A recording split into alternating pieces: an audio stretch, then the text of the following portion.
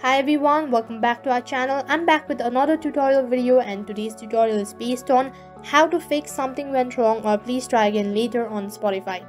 So whenever you're opening your Spotify application and instead of this kind of interface you see something went wrong, please try again later, or blank page. So what you can do is, in order to fix it, so the first reason could be your internet connection is slow.